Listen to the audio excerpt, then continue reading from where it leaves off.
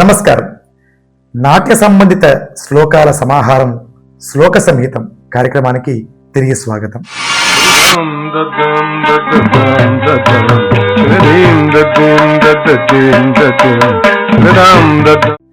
ఈరోజు మనం చెప్పుకోబోయేది 36వ శ్లోకం. శ్లోక సంహితంలో మనం మొదటి నుంచి ఇప్పటి వరకు 35 శ్లోకాలు చెప్పుకున్నాం. వాటికి సంబంధించిన వివరంగా చివరి ఒక 6 శ్లోకాల నుంచి నాట్య శాస్త్రంలోని 11 అంగములను తెలియజేసేటువంటి శ్లోకంగా రస భావ అభినయ అంటూ సాగేటువంటి శ్లోకాన్ని చెప్పుకొని ఆ 11 అంగాలను విపులీకరించి చెప్పేటువంటి ప్రయత్నంగా వరుసగా చెప్పుకుంటున్నాం. రసముల శ్లోకము అంటే 9 రసములకు సంబంధించిన శ్లోకము, అలాగే 49 భావాలకు సంబంధించినటువంటి శ్లోకాలను చెప్పుకున్నాం. అనంతరం అభినయము అనేటువంటి భాగాన్ని తెలియజేస్తూ 4 అభినయాలలో ఆంగిక, వాచిక, ఆహార్య, సాత్విక అభినయముల గురించి వివరంగా చెప్పుకునేటువంటి శ్లోకాల భాగంగా ఆంగిక అభినయంలో అంగ, ఉపాంగ, ప్రత్యాంగాలను మనము తెలుసుకున్నాం.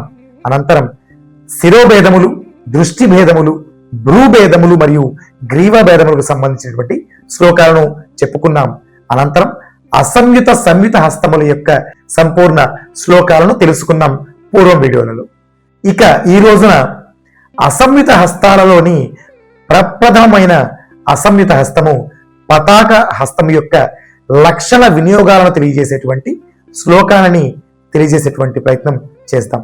పతాక హస్తానికి సంబంధించినటువంటి శ్లోకాన్ని తెలుసుకుందాం.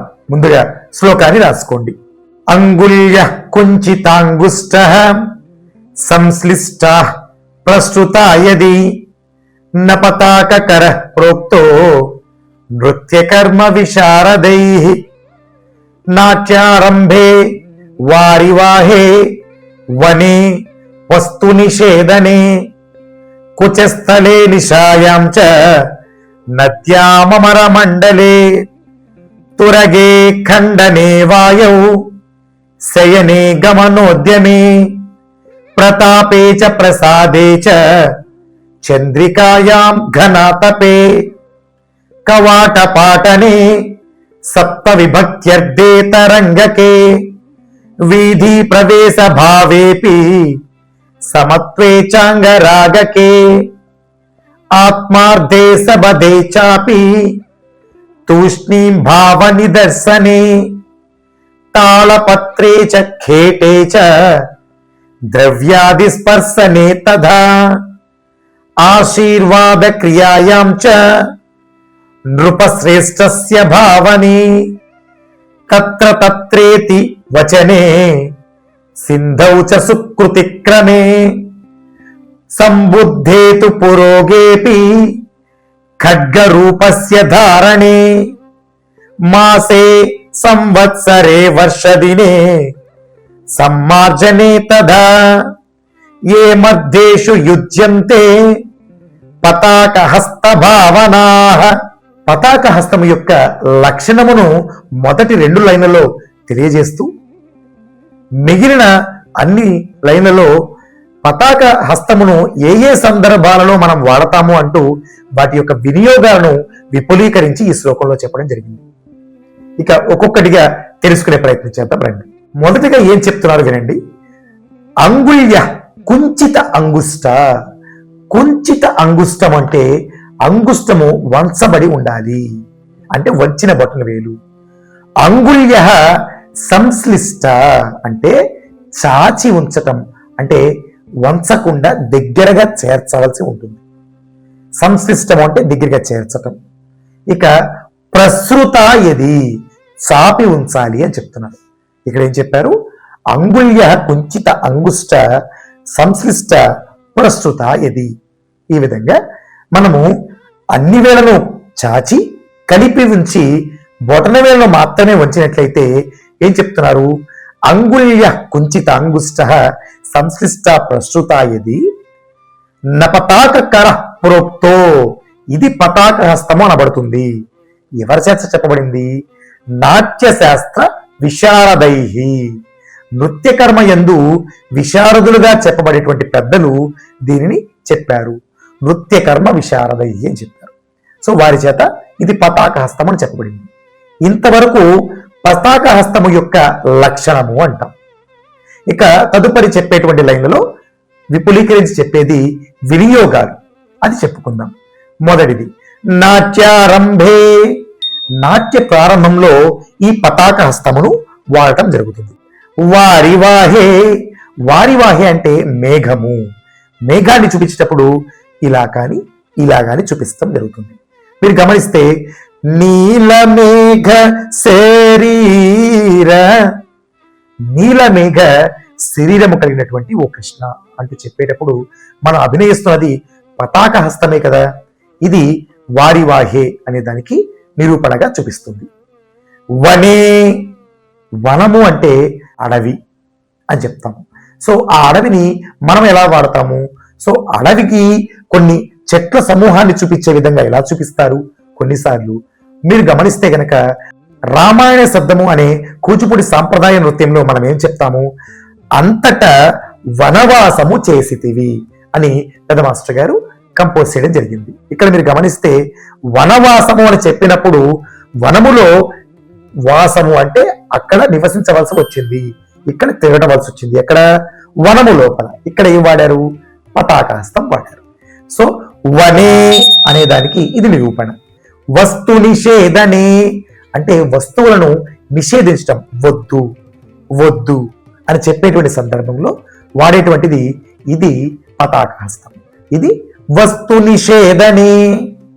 తరువాతది కుచస్థలే, కుచస్థలము, కుచము అంటే రొమ్ము భాగం, కుచస్థలే అంటే ఈ భాగములో మనము చేపట్టి నేను ఇక్కడ పట్టుకోవటం, నేను అని చెప్పడానికి ఇది వాడతాం. కుచస్థలే నిశాయాంచ, నిశ అంటే రాత్రి, రాత్రి అని చెప్పేటప్పుడు వాడతాం. మీరు గమనిస్తే ఒక ఎగ్జాంపుల్తో మాట్లాడితే మనకి ఇంకా అర్థమవుతుంది. ప్రహ్లాద పట్టాభిషేక శబ్దం అనేటువంటి అంశంలో మీరు గమనించవచ్చు. పగలు రాత్రాకాశ భూముల మృగమనుష్యుల ఇల్లు బయలన అనేటువంటి ఆ లిరిక్ లో మనం ఏమని చూపిస్తున్నాం? పగలు సూర్యుడు, రాత్రి చంద్రుడు లేదా ఆ చీకటి. పగలు రాత్రాకాశ భూముల అని చెప్పినప్పుడు వాడినటువంటి ఇది రాత్రి. తర్వాతది నిశాయాం చ నద్యాం, నది, నది అంటే నది చూపిస్తాం, ఇలా నది చూపించడానికి వాడతాం. అదిగో భద్రాద్రి గౌతమి ఇదిగో చూడండి అన్నప్పుడు అదిగో భద్రాద్రి గౌతమి ఇదిగో చూడండి అని చెప్పేటప్పుడు మనం వాడుతున్నాం. చూడండి అనే దానికంటే ముందు మనం చెప్పినటువంటి నది. సో నీటిని సింబలైజ్ చేస్తూ మనం ఇక్కడ మాట్లాడాము. నద్యాం అనే దాన్ని ఇది నిరూపణగా ఉంటుంది. అమరమండలే, ఇందాక మనం చెప్పాం ఆకాశ భూముల, ఆకాశం చూపించాల్సి వచ్చింది లేదా పైన ఉన్నటువంటి దేవతా సమూహాన్ని సంబోధించాల్సి వచ్చింది. అలాంటప్పుడు మనము అమరమండలే వాడింది పతాకహస్తం. తర్వాతది తురగే, తురగము అంటే గుర్రం, గుర్రాన్ని ఎక్కి, గుర్రపు బండి లేదా గుర్రాన్ని ఎక్కినవాడు అని చూపించడానికి ఇలా వాడతాం. రాజు గుర్రాన్ని ఎక్కాడు, సో గుర్రం ఎక్కి తను స్వారీ చేస్తున్నాడు చెప్పడానికి వాడతాం. ఇక్కడ వాడింది తురగము అంటే గుర్రం. తురగే ఖండనే, ఖండించటం, నరకటం అనేటువంటి సందర్భంలో ఇది వాడటం. ఎట్లా? తురగే అంటే తురగే ఖండనే, రాక్షసులను సంహరించడానికి, రాక్షసులను సంహారం వాడినది పతాకహస్తం. తురగే ఖండనే వాయవు, వాయువు, వాయువు ఈ విధంగా లేదా ఈ విధంగా వాడటం జరుగుతుంది. ఇలా మనం గాలిని చూపించేటువంటి సందర్భంలో ఇక్కడ పెట్టినటువంటి హస్తం కూడా వాడినది పతాక హస్తమే కదా. సో వాయవు శయనే, శయనము అంటే పడుకోవటం, ఇలా పడుకోవటం పతాక హస్తం. గమనోద్యమే, గమనము అంటే వెళ్ళేటువంటి ప్రయత్నం చేయటం, అంటే అలా జాగ్రత్తగా ముందుకు దూకి వెళ్ళినట్టుగా చూపించేటప్పుడు పతాక హస్తం అలా చూపించి జాగ్రత్తగా, లేదా ఆ వెళ్ళినటువంటి దారిని చూపించడానికి కూడా పతాకాన్ని వాడటం జరుగుతుంది. ఇది గమనోద్యమే అనేదాన్ని లెక్క. తరువాతది ప్రతాపేచ, ప్రతాపం అంటే అతని యొక్క గొప్పదనాన్ని చెప్పేటువంటి విషయం. రాజు యొక్క ప్రతాపము అని చూపించడానికి ప్రతాపవంతుడు, గొప్పవాడు అని చెప్పేటువంటి సందర్భంలో ఇది మనం వాడతాం.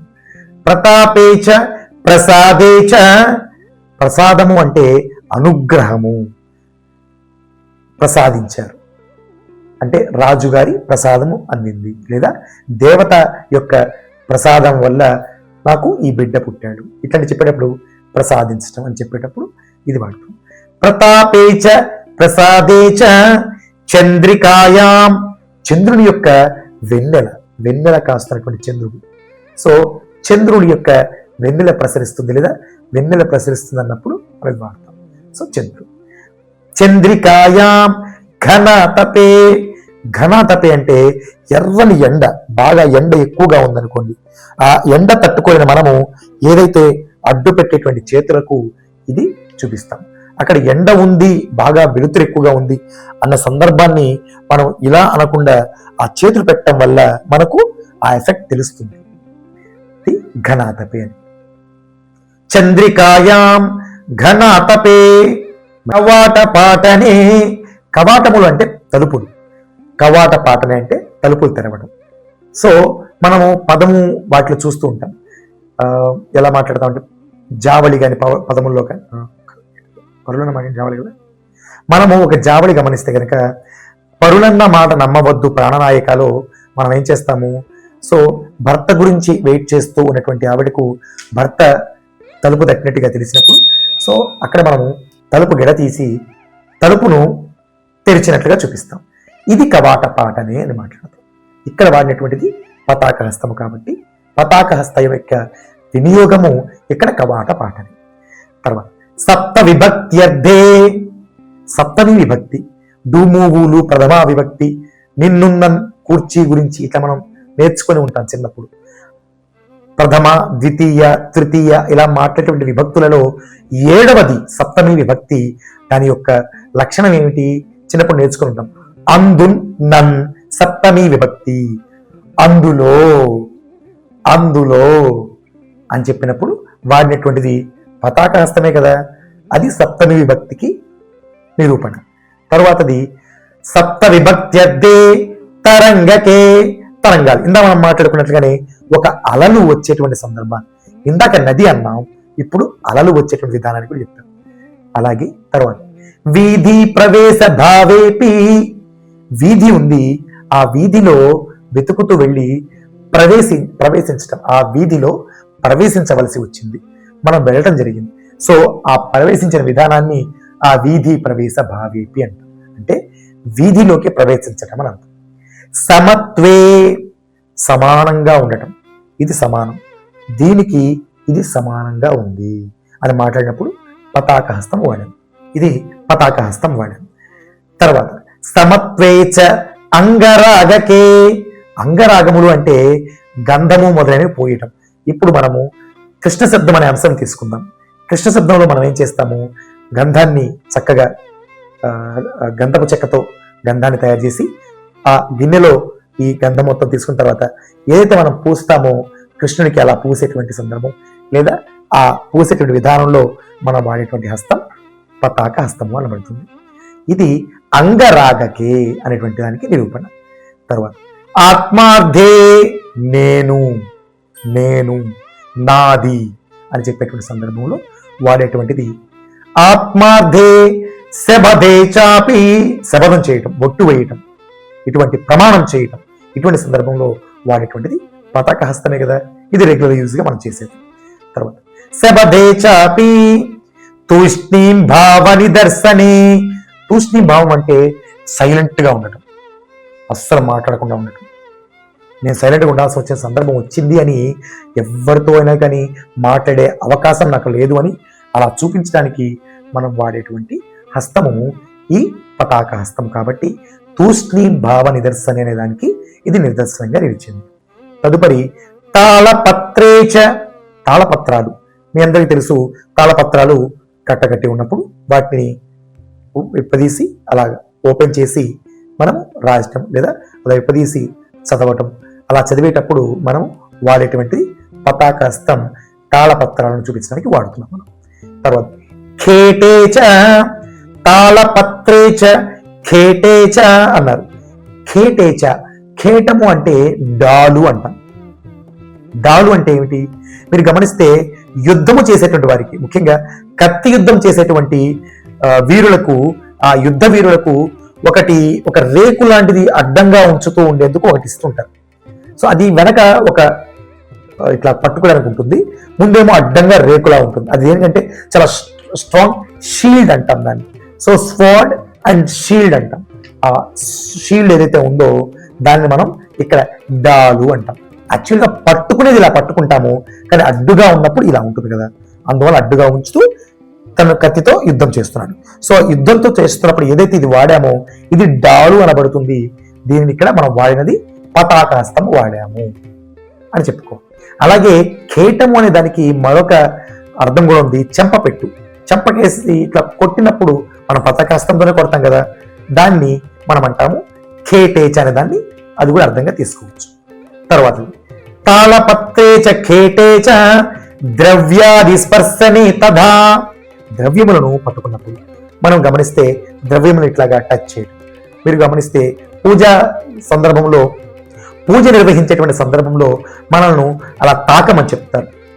ఏవైతే పూజా ద్రవ్యాలను అలా తాకి ఆ తర్వాత స్వామివారిని సంప్రోక్షణ చేయటం కానీ, ఆత్మ సంప్రోక్ష లేదా ఈ పూజా ద్రవ్యాన్ని సంప్రోక్ష అన్నప్పుడు కూడా ఆ వాటిని తాకమని చెప్తారు. మనం తాకిన తర్వాత ఆ పువ్వుని పంతులు గారు అక్కడ ఇచ్చినప్పుడు మనం అక్కడ స్వామివారి పాదాల చెంత వేసినట్లుగా మనం భావన చేస్తాం.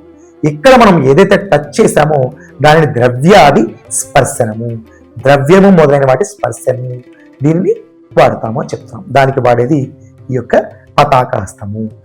ద్రవ్యాది స్పర్శనే తదా ఆశీర్వాద క్రియాయాం చ, ఆశీర్వదించడం.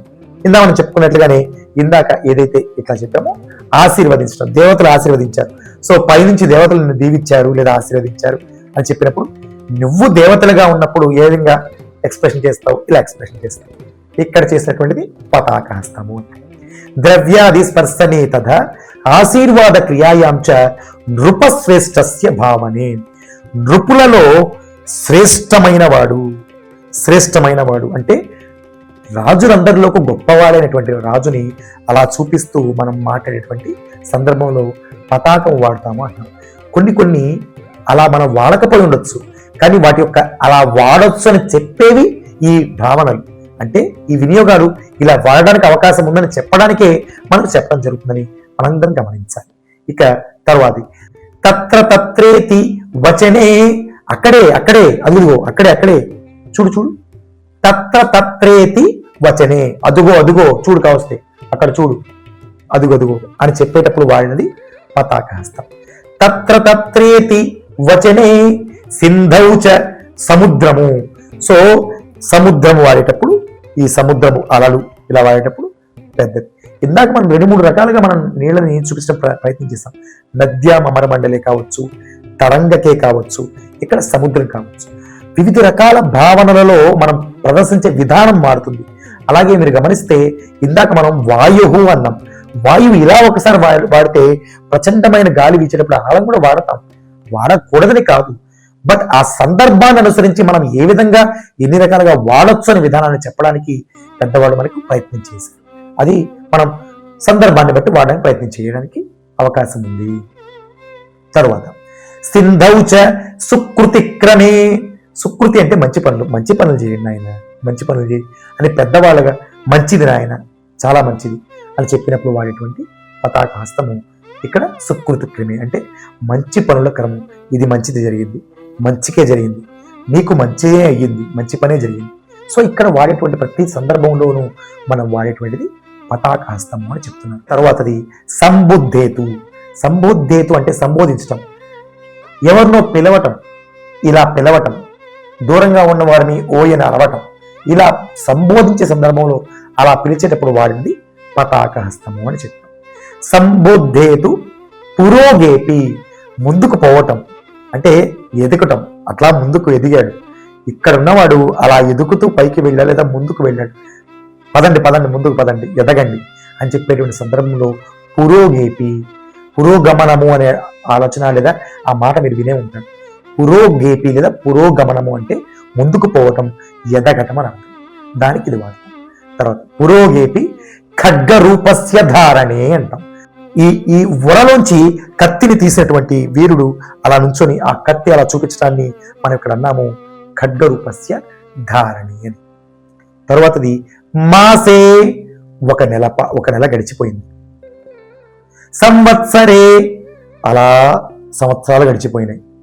అంటే మనము గమనిస్తే ఈ మధ్య కొన్ని వీడియోస్లో కూడా వస్తున్నాయి, అలాగే కొన్ని సినిమాల్లో మనం చూస్తుంటాం 10 years లేటర్, 5 years లేటర్ లేదా కొన్ని సంవత్సరాల తర్వాత అని చెప్పుకుంటూ ఉంటారు.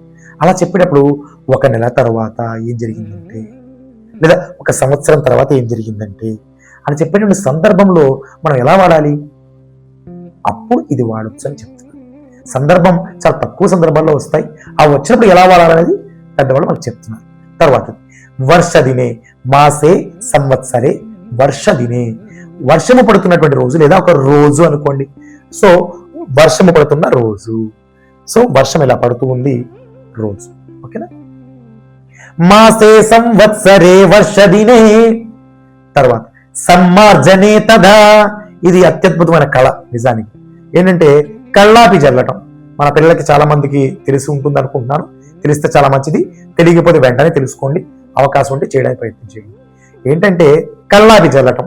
మనం చక్కగా ఇంటి ముందు కళ్ళాపి జల్లుతాం కదా, పేడతో, ఆవు పేడతో మనం ఏదైతే నీళ్లు కలిపి కళ్ళాపి జల్లుతాం, ఆ కళ్ళాపి దానికి ఏంటండి ఈ సందర్భం అని అంటే, చూడండి, ఒక చెంబుతో ఆ ముంచినటువంటి నీళ్ళని ఆ పట్టుకొని కళ్ళాపి ఇలా విసరడం కాదు కదా, నీళ్లు చెంబులో ఉన్నాయి, వాటిని కరెక్ట్గా ఈవెనైజ్డ్ గా స్ప్రెడ్ చేయటం కదా కళ్ళాపి యొక్క అసలు పరమావధి. ఆ స్ప్రెడ్డింగ్ కి ఈ పతాక హస్తం అడ్డు పెట్టి మన స్ప్రెడ్డింగ్ కోసం ఆ యొక్క చెంబుకి అడ్డం పెట్టి ఇలా అన్నప్పుడు ఈ చెంబు చాచిపడదాకా స్ప్రెడ్ అవుతాయి. అలా నిలువుగా వరుసగా అలాగా లైన్ గా వెళతాయి. ఆ తర్వాత మెల్లగా ముష్టి హస్తం పెట్టి వాటన్నిటిని ఫిల్ చేస్తాయి. సో అది మీరు ఎంతమంది తెలుసు అనేది మీరు కామెంట్ చేయండి అవకాశాన్ని బట్టి. సో మీకు ఎవరికైనా తెలిస్తే కనుక. సో ఇక్కడ మనం రెండు పదాలు, ఒకటి పతాక హస్తంతో లైన్స్ వేసాం, తర్వాత ముష్టి హస్తంతో నీళ్లు తీసి అలా చల్లుకుంటూ. మేము చిన్నప్పుడు కళ్ళాపి జల్లాం. సో అట్లాగా మీలో ఎవరైనా కళ్ళాపి జల్లి ఉన్నట్లయితే తెలియజేయండి. ఇక తర్వాత ఇంకేం చెప్తున్నారు, ఏ మధ్యేషు యుజ్యంతే, ఇటువంటి అర్థాలను తగుతుంది. యుజ్యము అంటే తగును, సరిపోతుంది అని అర్థం. ఏం సరిపోతుందట, పతాక హస్త భావన. పతాక హస్త భావనము అంటే పతాక హస్తమును ఈ పైన చెప్పబడినటువంటి సందర్భాలలో యుజ్యంతే, తగుతుంది, ఇక్కడ మీరు వాడచ్చు అని చెప్పినటువంటి సందర్భం. సో ఇంత విపులీకరించి మనకు శాస్త్రం చెప్పడం జరిగింది. ఒక్కటి అర్థం చేసుకుందాం, కేవలం ఒక్క పతాక హస్తము అనేటువంటి ఒక్కదానికే ఇంత చక్కని వివరణ ఇచ్చినటువంటి శాస్త్రము తర్వాత ఎన్ని రకాల వివరణలు ఇచ్చి ఉంటుంది. అసంయుత సంయుత హస్తాలు, నృత్య హస్తాలు, దేవతా హస్తాలు వంటి ఎన్నో వివిధ రకాల హస్తాలను మనము ముందు రోజు తెలుసుకోబోతున్నాం. అలాగే ప్రతి ఒక్క హస్తము యొక్క వినియోగాలను విపులీకరించి చెప్పుకోబోతున్నాం. మరింత ముందుకు వెళ్లేందుకు మీరు మన ఛానల్ను సబ్స్క్రైబ్ చేస్తూ మన యొక్క వీడియోలను సపోర్ట్ చేయండి. ఈ వీడియో ఎవరెవరికైతే ఉపయోగపడుతుందని మీరు అనుకుంటారో వాళ్లకు చేరే విధంగా ప్రయత్నం చేయండి. ప్రతి ఒక్కళ్ళు గురువులను ఆశ్రయించి నాట్యం నేర్చుకోవడానికి ప్రయత్నం చేస్తున్నారు, చాలా మంచి విషయం. కానీ మనకున్న టెక్నాలజీని సరైన విధానంలో గనక మనం వినియోగించుకున్నట్లయితే చక్కని శాస్త్రాన్ని మనం పొందుపరుచుకోవచ్చు, ముందుకు వెళ్ళొచ్చు. మన శాస్త్రంలో మరింత పరిణతిని మనం సాధించవచ్చు. చక్కగా శ్లోకాన్ని రాసుకోండి, మననం చేయండి, మరియు ముందు రోజుల్లో మరిన్ని శ్లోకాల కోసం మన రుద్ర ఛానల్ను ఫాలో చేస్తూ ఉండండి. నమస్తే.